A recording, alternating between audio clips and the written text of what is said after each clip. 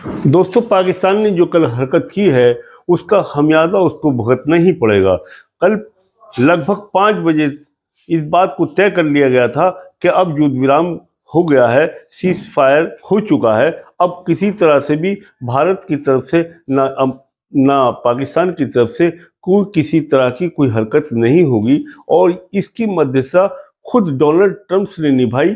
लगभग 3 बजे से 5 बजे की बातचीत के दौरान में इस बात का फैसला हुआ कि अब युद्ध को विराम लग गया है, अब किसी भी तरह का कोई युद्ध गतिविधियां नहीं होंगी।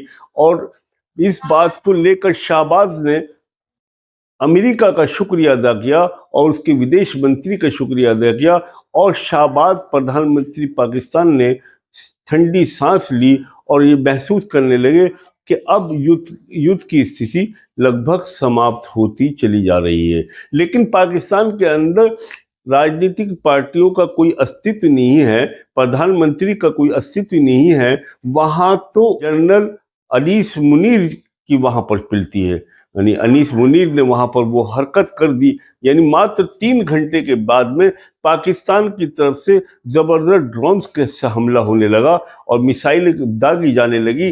अब पूरी दुनिया ने इस बात को, पाकिस्तान के असल चेहरे को देख लिया कि पाकिस्तान हकीकत में बहुत बड़ा झूठा और मक्कार और गद्दार है कि उसने सिर्फ 3 घंटे के समय के बाद ही सीज फायर का उल्लंघन कर डाला और अंतर्राष्ट्रीय सीमाओं को लांघ कर भारत पर हमला करना शुरू कर दिया।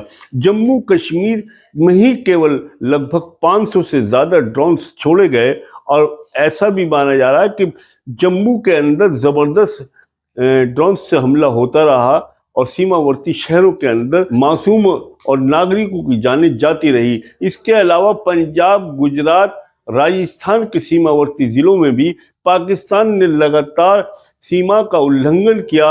अंतर्राष्ट्रीय सीमा को लांघकर उसने सीमावर्ती शहरों के ऊपर बराबर ड्रोन छोड़ते गए। इस बात को दुनिया ने देखा और हैरत करी कि पाकिस्तान जिस वक्त में अपनी उसकी आर्थिक स्थिति अच्छी नहीं है, दूसरी तरफ वो अमेरिका से कहता है कि हमारी जान बचाओ।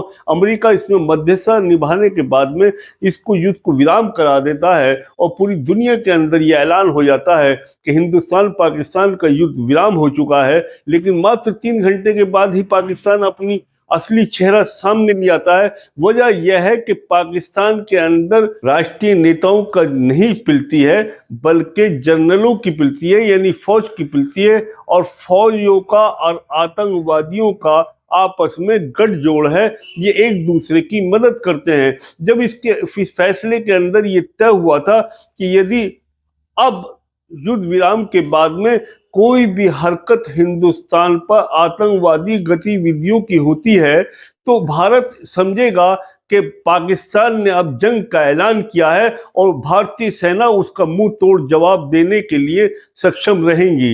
यानी भारत जिस वक्त में पूरी तरह से सक्षम है, ताकतवर है और पाकिस्तान से बहुत ज़्यादा मजबूत है, उसके बावजूद पाकिस्तान के खिलाफ अपनी दरिया दिली दिखलाता है और पाकिस्तान की इतनी नापाक हरकत होने के बावजूद भी वो युद्ध विराम पर राजी हो जाता है। लेकिन पाकिस्तान का असल चेहरा उस वक्त सामने आ गया जब उसने युद्ध विराम और सीज फायर का उल्लंघन कर मात्र 3 घंटे के बाद में फिर हिंदुस्तान पर हमलावर हो गया।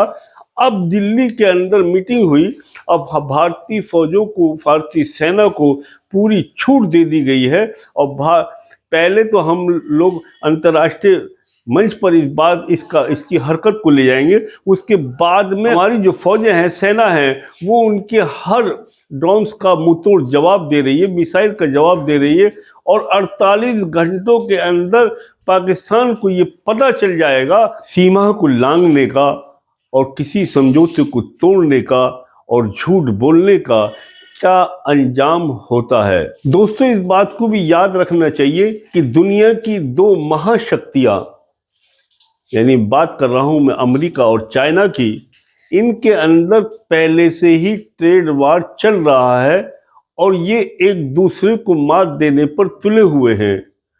लेकिन अब जिस तरह से हिंदुस्तान पाकिस्तान का जंग शुरू हो गई और इन्होंने ये चाहा कि चाइना इसमें कूद पड़े या अमेरिका हमारी मदद करे। अमेरिका ने भी साफ शब्दों में, उनके विदेश मंत्री ने भी, डोनाल्ड ट्रंप ने भी ये कहा कि हम तुम्हारे किसी मामले में पड़ना ही नहीं चाहते, हम जंग चाहते ही नहीं और हम जंग की जैसी स्थिति पैदा करने के खिलाफ हैं। ऐसे ही शब्दों में चाइना ने पाकिस्तान को लताड़ लगाई। दोस्तों, इस बात को भी याद रखना चाहिए कि दुनिया की महाशक्तियां अमेरिका और चाइना के बीच में पहले से ही ट्रेड वार चल रहा है। जब से डोनाल्ड ट्रंप आए हैं, इन्होंने बहुत ज़बरदस्त हर मुल्क के ऊपर टैरिफ लगाया है और चाइना का माल अमेरिका जाना बंद हुआ और चाइना इस बात से बौखलाया हुआ है और डोनाल्ड ट्रंप अपनी जिद पर लड़े हुए हैं। यानी एक तरह का ये ट्रेड वार है और ऐसी स्थिति में पाकिस्तान और हिंदुस्तान के बीच में तनाव की स्थिति पैदा होना, युद्ध का आगाज हो जाना, ये बहुत ज़्यादा संवेदनशील है। जब पाकिस्तान ने अमेरिका से मदद चाही तो अमेरिका ने साफ शब्दों में कह दिया कि हम तुम्हारे चक्कर में पड़ने वाले नहीं हैं, आप युद्ध जैसी स्थिति को ना पैदा करें। यही शब्द चाइना ने कहा। कोई भी व्यापारिक देश नहीं चाहता कि हिंदुस्तान और पाकिस्तान के अंदर तनाव हो और जंग के हालात बने।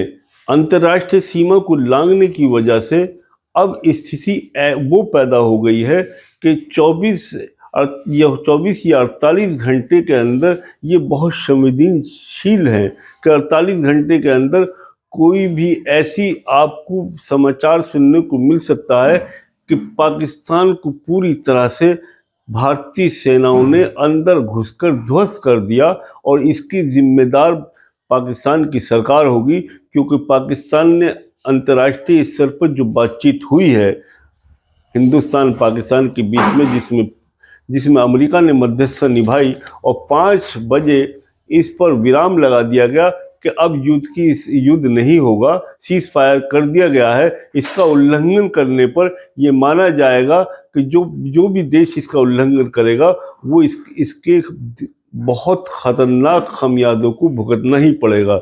मात्र 3 घंटे के बाद में पाकिस्तान ने इस फैसले को ठुकराया और पाकिस्तान की सेना ने अपनी आकाओं से मिलकर आतंकवादी गतिविधियां फिर शुरू कर दी और भारत के ऊपर ड्रोन्स और मिसाइल से हमला शुरू कर दिया।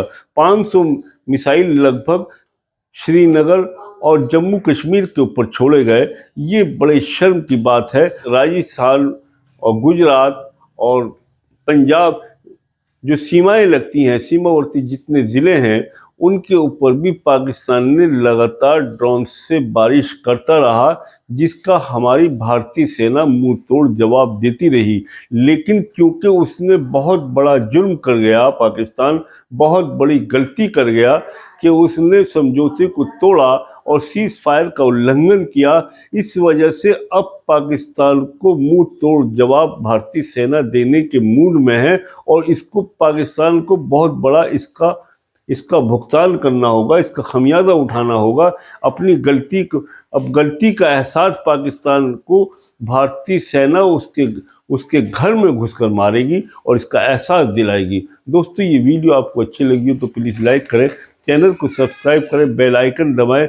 हमेशा अपना ख्याल रखें, हमेशा राष्ट्र के हित में रहें। जय हिंद।